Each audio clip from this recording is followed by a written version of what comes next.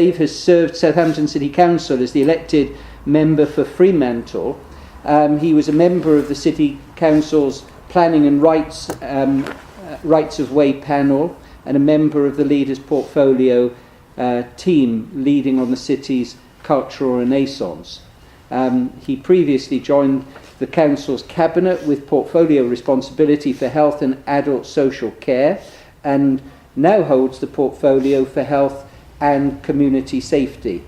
He chairs the city's Health and Wellbeing Board and represents the City Council on the board of Southampton Clinical Commissioning Group and on Solent Healthcare NHS Trust as a member of its Council of Governors.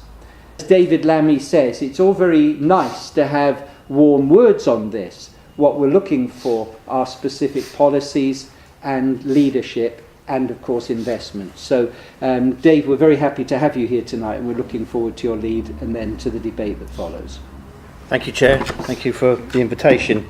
I've spoken a couple of times at party meetings, Labour Party meetings, around some of the issues that are in my portfolio. But I want to go a bit beyond that tonight, start talking about some of the wider political issues there, not just about how those of us at the council, however brilliant we may or may not be in organising the diminishing resources given to us, but what else we might need to do, and obviously take some inspiration from events that are happening throughout society. And the first thing I just want to say, I probably won't spend much time this evening talking about the NHS or talking about the social care system. Not that they're not important, but I think I wanted to look at some of the wider issues that inform health, and also to start perhaps picking the cue up from Nye Bevan. But this isn't just about the what the state can do in terms of the delivery of care. It's what we need to do wider that. And of course, when Bevan became the health minister in 1948, he also had a portfolio for housing. Interestingly, he didn't have, or it wasn't thought at the time important to put social care in that, because that was seen as something that was part of local government that could be picked up elsewhere. I think so. That's something that we need to perhaps reflect on as we've moved on. And the first question I'm going to pose, and I'm going to throw a few things out there, and hopefully we can get a bit of a debate on some of the issues there, some of which aren't always easy. I mean, the first thing to do is sort of like I pose the question of how healthy we are as a city, and in some senses we are reasonably healthy. If you were to compare Southampton in aggregate terms with similar cities in different parts of Western Europe or America, then I think we will do okay. But I think you'll find that there are indicators relating to the health of some parts of the population which suggest there's a different picture there, and I wanted to pick up on that. And I also wanted to sort of like get you to think about what do we mean as a healthy city? Does that mean having access to a fantastic hospital and primary care system, or are there other things that we need to think about? My question is, I think we probably do. I think most people, if you wanted a vision of an unhealthy city, it would be one that would be characterised by high levels of crime and pollution. And so I think there's something about how do we get, as a local council, as an authority, how do we demonstrate a wider community leadership in promoting the wider health of the city in which we live? The next question I wanted to sort of pose was in terms of and as how we measure the health of the city. We can do it in terms of the usual performance measures for health is like life expectancy, children that are born of low birth weight. These are sort of very broad measures of things like that. And on the whole, our indicators are where I'd expect them to be. In fact, in terms of children, I think they're probably better. However, if you go beneath that, if you looked at some of the wider issues relating to children, the fact that 1 in 4 of our children are born in households experiencing poverty, you start to realise that there are issues there that are going to be of concern to us. And so I think that we sort of tend to define Health often in terms of death, what are people dying of? And if we were to look at in this city, I would say about, on average a year, about 1,750 people die. We've all got to die at some point, but some of those deaths might be happening earlier than they need to. And the causes of those deaths are, by and large, the big killers keep on killing. Cancer, heart disease, stroke. These are the main reasons there. But I think that's probably not good enough. We would all expect that to be the reasons why we die. But what are the causes of those deaths? And I think this is where we get into some interesting debates. And I haven't had a chance to check the government's audit of equalities of health of equalities for black and ethnic minorities, which include health. My suspicion is I'll probably agree with a lot of it, but actually say it doesn't go far enough and doesn't get to grips with the real underlying issues. So what I would say that often the people turn around and say, why is there any difference between the health of different populations? Frequently they'll turn around, rightly so, point to lifestyles. So, well, if these people decide to lead those high lifestyles, is it any surprise that they might expect to die or get ill more quickly than others? So the usual, sins, I call them: smoking, drinking alcohol, eating too much, not taking enough exercise. These are factors which I think do describe why some people have poorer health than others. But I don't think that's good enough. I don't think, you need to ask the question, why is it that people from lower socioeconomic groups tend to be smoking far more than people from higher socioeconomic groups? What is it that's happening that means that people with, are leading certain lifestyles, or indeed have exercised choice at a time in their life when perhaps it wasn't so threatening to health, but then lack that choice to be able to do something about it because of circumstances beyond their control which relate to their environment? And so I think we've got to, whilst I think it's really important that we promote healthy lifestyles, behaviour change, healthy and choices there, we shouldn't allow that to become an excuse for inactivity on some of the wider determinants of health, the social, environmental and economic determinants, and indeed the need for collective universal services which benefit everyone, but actually proportionately benefit those with least resources, those that don't. So, for example, if you're more affluent and you decide that you want to cut down on your drinking or your smoking, then you have the opportunity perhaps to nip down to the gym and have a little workout there and to do things like that. It might be part of an alternative lifestyle that's available to you. Compare that perhaps with the mother that's sort of like trying to raise children in a tower block, dependent on benefits, who has got a cigarette addiction. What are the choices available to that woman there? So I think there's some issues there. Apart from anything else, there's the consequences that I think that it's one of these things that keep giving, isn't it? The actuarists or whoever it is that advise government are probably saying, well, we don't entirely want to get rid of all these unhealthy lifestyles, given the fact that the products that people that are sustaining them are actually generating quite a lot of revenue. I'm just wondering what the impact might be if we all gave up smoking tomorrow and all gave up drinking alcohol. Perhaps we become, Sharia law or something like that. But the impact, I don't think the health impact with that, in terms of presentment to the hospital, would take some time to benefit, but it would certainly hit some of the taxes. And I think the other thing that we before I forget this, that the people who perhaps have certain lifestyles that are deemed to be unhealthy and blameworthy for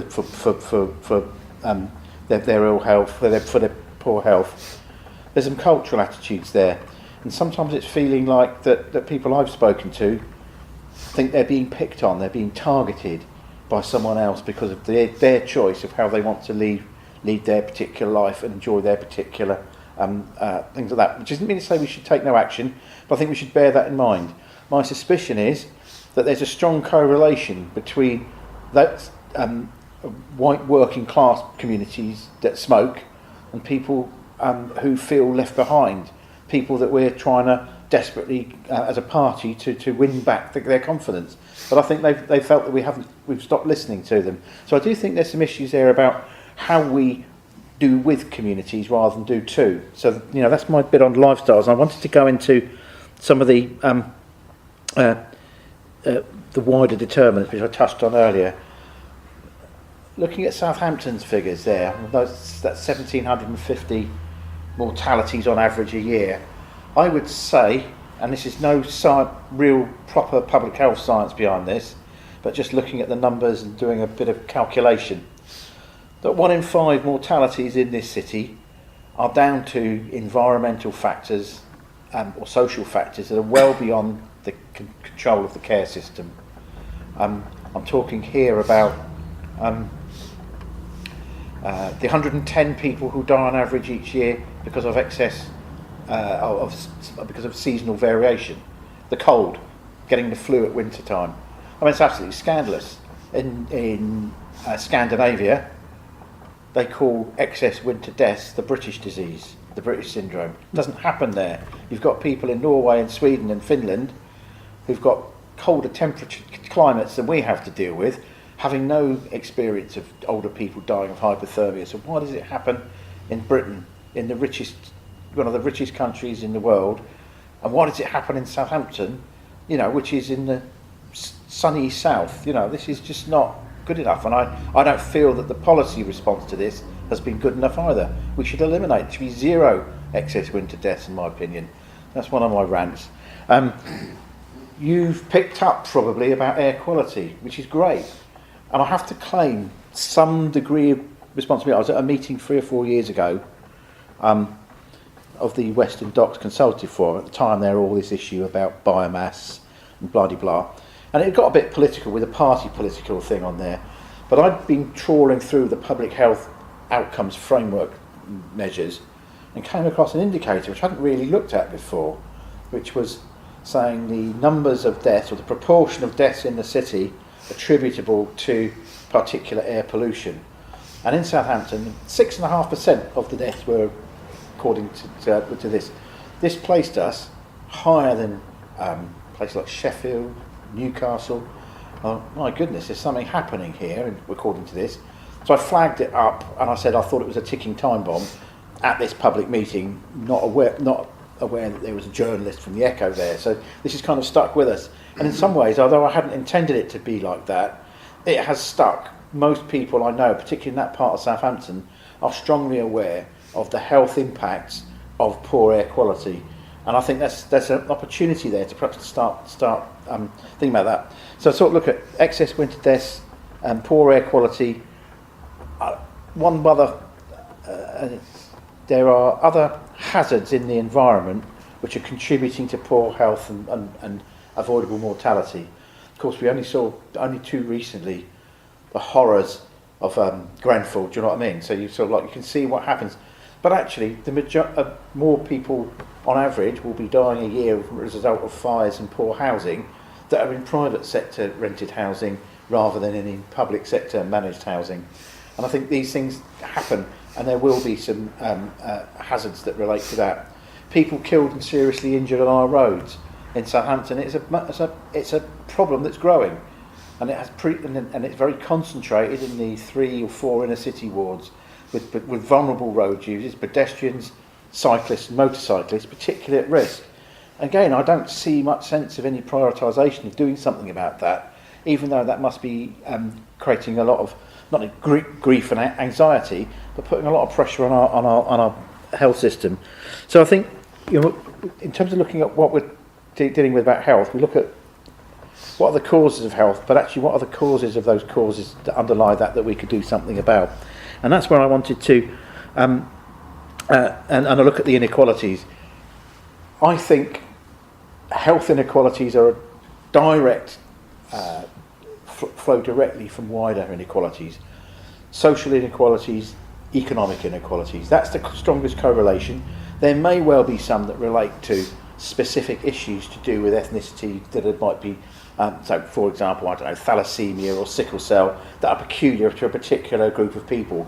But on the whole, the reason why black people are experiencing worse health than average than other communities is because of their experience of poverty, and I think that's the issue we've got when we.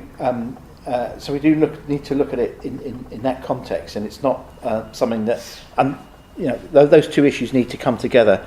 If you look at the map of deprivation in Southampton, I'll just touch on that. There's a composite index called the Multiple Index of Deprivation, IMD, Index of Multiple Deprivation, and it looks at a wide range of indicators. It looks at how deprived an area is. Southampton has been sliding down the scale, so we've become, and each 4 or 5 years when they do it, Southampton's relative position has been getting lower. And the last time they did it, the 2015 IMD figures placed us in about 56th place. That means that we're, according to this measure, more deprived than Redcar and more deprived than Rotherham. And I don't know whether that's because of the measures that they're using, whether there's something relatively, something's happening in this community which is making things differently, or whether it's the impact of austerity policies has hit places like Southampton perhaps harder than others. I don't know. It's a mixture of all of that, and I think we do need to continue to look at that. But it's the experience of deprivation is there, and then you can look at it. If you start mapping it by geographical area, it will be as no surprise where the concentrations of that deprivation is. The best indicator, I think, that we can use to perhaps graphically illustrate this would be to look at life expectancy. So if you can look at it down to, say, a ward level, a boy who was born today in Woolston Ward can expect to live 10 years less than a girl born today in Shirley Ward. That's quite a big gap. And worryingly still, that there's been the national evidence suggests that life expectancy is plateauing. It's not getting bigger, longer. It's evening out. Worse still, and an excellent social geographer, Danny Dorling, has done some work here. Some indication in some of our cities that children can now expect to die younger than their parents. And that is beginning to, and I think for peacetime, for that to be the case, is a really worrying sign about where things are getting to. And these are sort of like indicators for the future. And the other chap who I'd really recommend, if you've got a chance, is Professor Michael Marmot, who's done a lot of work looking at inequalities around the place there. And I've got some materials that he's done. He did, in fact, I think, advised the last Labour government on its approach to fairer health, fairer lives, and well worth looking at some of that work. If you want some, give us a shout, and I can send you some of his papers. So I want to talk now about and I've hinted at the role of the council in addition to our historical social care functions, wider education role. A couple of years ago, I actually thought this was a good thing in the Health and Social Care Act that the coalition government brought in, which was to transfer responsibility for public health away from the NHS back into local government, where it had resided up until 1968. I think that was a good move forward, and I would be a little bit worried in the enthusiasm to repeal the Act, which I would totally support, that we would lose that component of it in the arguments there. But that was transferred over, and with that there was a transfer of some public health funding to cover a number of mandated services, such as health visiting, school nursing, health promotion, health quitter services, NHS health checks. So there's a range of things that the council is obliged to provide with its public health grant, which is technically ring-fenced. In addition to that, well, it's not a mandated service, but it's a service we're expected to deliver, is the funding for substance misuse services for people with drug and alcohol problems. In fact, drug and alcohol services in this city today derive 95% of its funding from money they get from local government. And so therefore it's even more worrying when you see that central government, starting with George Osborne, but it's carried on since his time, cuts to the council's public health grants. So we're losing £2 million from ours in Southampton at a time when problems in relation to substance misuse, the other one I forgot, sexual health services, majority of the funding for many of our sexual health services come from local government. Pressures are on these budgets for funding that at a time when some of the indicators are pointing to a need for more investment there. So this is something that I think we need to bear in mind. And I think the other aspect of the cuts and austerity, not just in the services that we provide, but I think in terms of the access to benefits, you can't ignore the fact that the welfare reforms, the move towards universal credit, the capping of housing benefits isn't having a really negative impact on the well-being of very vulnerable people, many of whom are finding themselves homeless as a result, becoming pressured into with their childcare responsibilities and things like that.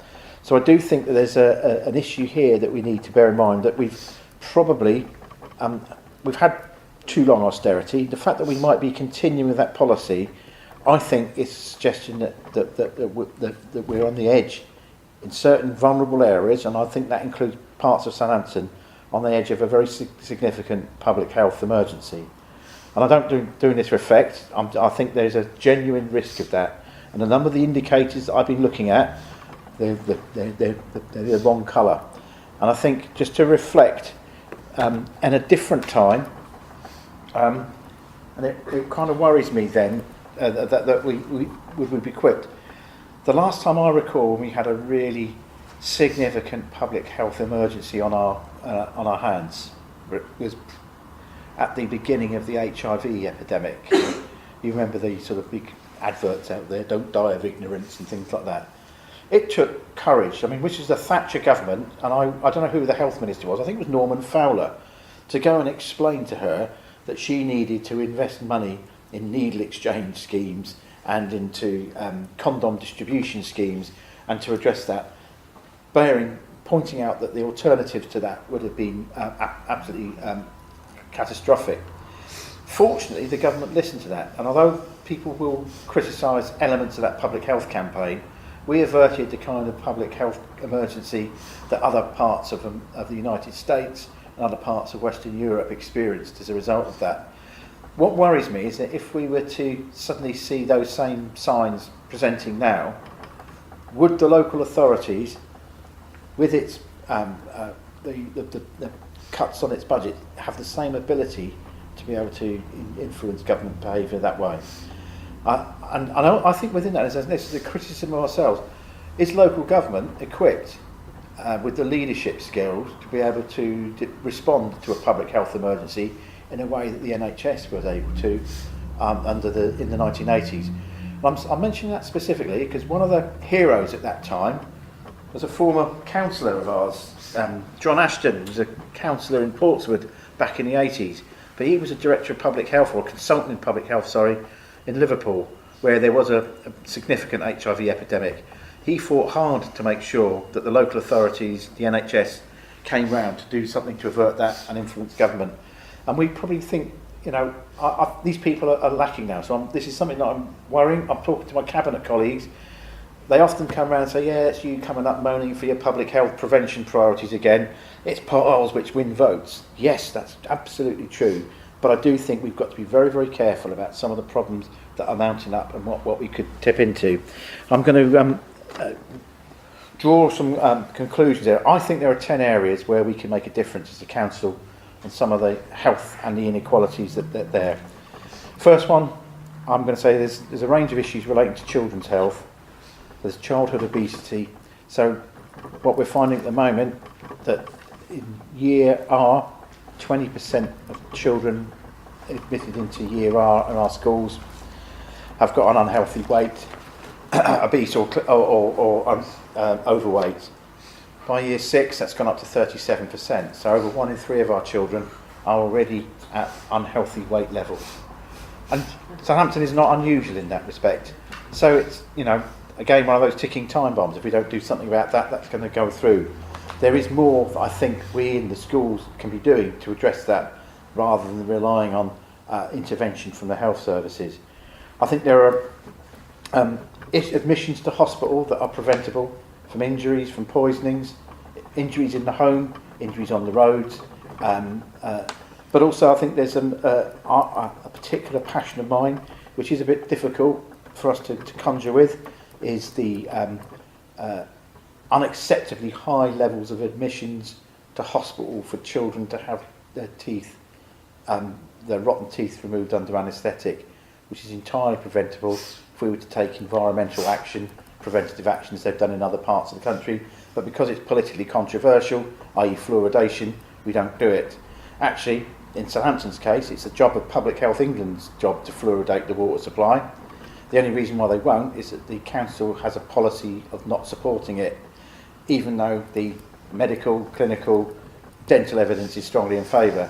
So I feel a little frustrated about that we can't. All it would require is a council to adopt the policy it had for 20 years up until 2011, and let's put it, it puts the ball in Public Health England's court rather than ours. But I'm not underestimating the controversial that's going to be around that, and I think we need to be prepared to take those on. I've mentioned people killed and seriously injured on our roads. Should we be looking at things like 20 miles an hour? Should we be looking at other kinds of traffic calming? It's very unpopular with the petrol heads and the motorists, but actually there is some good evidence to suggest that if you can control speeding, then that does have an impact on the severity of injuries. Again, it's something that we've not really seriously looked at because we don't really want to upset key sections of the electorate. Sexually transmitted illnesses, which I bracket here, to be honest, with bloodborne viruses, because I think there's issues here around hepatitis C, as well as from things like HIV. HIV is not the big issue that it perhaps was, but it is still we are now a high HIV prevalent city because of the numbers of people that have got it, many of whom will have contracted it through heterosexual contact, perhaps in contact with it overseas. Perhaps because it's that community that's tucked away that we're not seeing that as an important issue. I think it continues to be important for us, and it's something that we need to address. But there are other STIs, sexually transmitted illnesses, that are giving me cause for concern, which isn't necessarily, which is from our young people, and I think that's something we're not at what I call the tipping point yet, but it's something I think we need to keep a careful eye out for.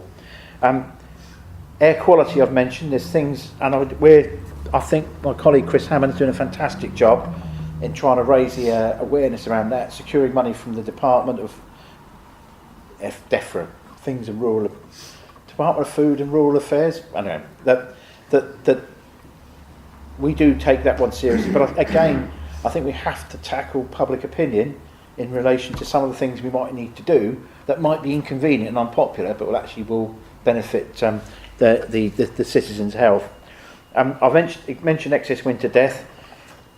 To be honest, I was really pleased to work with people in the council, public health department, housing department, the environment centre, and others to secure some, I think it was gilt money from British Gas.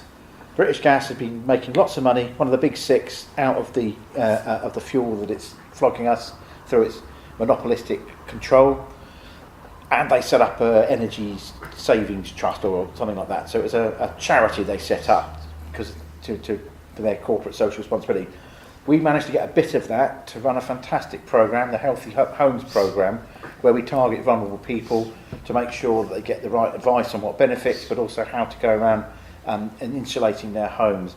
But it was one-off money, it's run out. It probably cost about 250k a year to keep going, and it will make a big impact. But it's so hard to go to the NHS, to go to the council departments, say, put your hands in your pocket. Oh, it's not our job, it's someone else's job, because it's and because of the cuts that we're facing. I do think there's a return on that investment that we ought to look at. We've got another bid going into some other charity at the moment, and hopefully we'll get some return on that. But I don't think we should have to rely on handouts from the big energy companies to actually address some of these issues. And then The last thing I wanted to touch on, in terms of where I think we can make a difference, is in falls. Elderly people that might be at risk of a fall. There's a lot more I think we can do to make the environment safer. I think there's some fantastic conversations happening with the fire service about how we can work better together. And I do think there's been not enough talking between the different branches of local government, housing, social services, environment, and then different bits of the NHS, the fire service, ambulance service. There's a lot more I think we can do if we could find some ways of pulling that resource together. So I think those are the 10 areas that I think as a council we ought to and should be doing a bit more about, that will make a difference. But it does require us to sort of think differently and perhaps be prepared as a party to have that conversation with the public on some of those issues, which right now might be a bit unpopular. I do think there's something about, if we make the arguments and we can persuade ourselves, then it might make it easy to persuade the general public. The last thing I want to touch on, Chair, is it's just some policy issues about how we can take this forward, because I've spent, I think, far too much time struggling to try and come to terms with diminishing budgets and cuts and trying to manage to, trying to get as much as you can out of the reducing budget there. I haven't spent enough time speaking to people like yourselves outside of the Labour group and the wider council on the things we might do as a party in terms of shaping that debate and things like that. So I looked at the Labour's manifesto, which I thought was very, very good, but there's room for a bit of improvement, in my opinion, in there. I don't think they've really fully understood public health. I think they've been very, and their approach to public health is very much along the Burnham line, which is nanny state good when it comes to children's health, but actually step back when it comes to adults' health. And I get that because it's electorally popular. Having a go at the, sugar tax and things like that, totally support that. But I think it ducks some of those issues that we need to take on board, such as, the importance of universal services. For example, I don't know, free school meals. If we had every school child, including secondary schools, on a free school meal, it gives you a lot more opportunity to influence the diet that they're having. But these things do not come without a certain cost attached to them. Primary care. This is the last bit of that NHS which has not been properly addressed, in my opinion, since 1948. It's falling apart. I think the GP system, the model for GPs, doesn't work anymore in the world that we're in. And at the moment, I just feel and they're a key part to how we get there. And I haven't got the answers myself about how we reform it, because I do think the idea that you have independent practitioners in contract to the NHS is perhaps a little outdated, that model. But neither I'm persuaded is the answer to put all GPs, to have them employed by hospital trusts. So I think we need more of a conversation about how we redesign a primary care system that works more closely with communities at a neighbourhood level. So there's something there that I think Labour's manifesto needs to go further on. And then I think the last thing is funding. I was at a meeting of a cluster, Labour, in the central area the other day. Darren Paffy was talking to us about fair funding for schools. And in that he cited, I don't know if it was a policy ambition, but the importance of having 6% of our GDP devoted to education, which would be a considerable increase in what we currently commit to it. I think we ought to be spending 12% of our GDP on a universal free health and social care system. We're currently spending somewhere near about 7 or 8% on that. So it would require quite a significant increase of money going in there. I'm finding that every time I'm pushing Labour on this, regardless of who's in charge of the party, that they seem to be reluctant to commit very much money to that. And I think there's something we need to have a much more of an honest conversation with, because we don't want to go up there and go into a general election and promising all these things will be different, and particularly in adult social care, unless we can explain where that money's going to come from. And I think we should. I think people are up for paying more money out of their taxes if they know it was going to go into a decent NHS and social care system. But also it might mean that we're going to have to tax some of the rich people a bit harder. And so I do think we do need to go a little bit further on that within what I think is a really excellent offer to the British public on our health service. I don't think we can afford to rely as a Labour Party to think that we're always going to win on the health service. If we have that, we take the public for granted, and I think there's a big mistake waiting. And to be perfectly honest, last time we went to the electorate, I don't think many of us thought we really were going to take power. Next time we face the general the electorate, I think it's a very realistic chance we could take power. So I want to make sure that our policies are able to be scrutinised and able to be delivered within a relatively short period of time. Now, the very last point is, I don't know how many people here are keen to join with me in doing more work locally in Southampton about campaigning for a better health and social care system, and which goes beyond, if you like, the normal run-of-the-mill activities of what our ward structures and branch structures do. And I've been a member of the Socialist Health Association for I don't know how many years, but I've renewed my membership, and I want to see if any other people in the area are, and whether there's enough interest for us to be able to form our own branch, so we can spend a lot more time looking at some of these policies, ideas and campaigns to start looking at something in Southampton and build from there, because I feel that's an area that's perhaps been a little bit neglected. Those are some thoughts. Happy to answer any questions or facilitate any further debate, conversation you might want.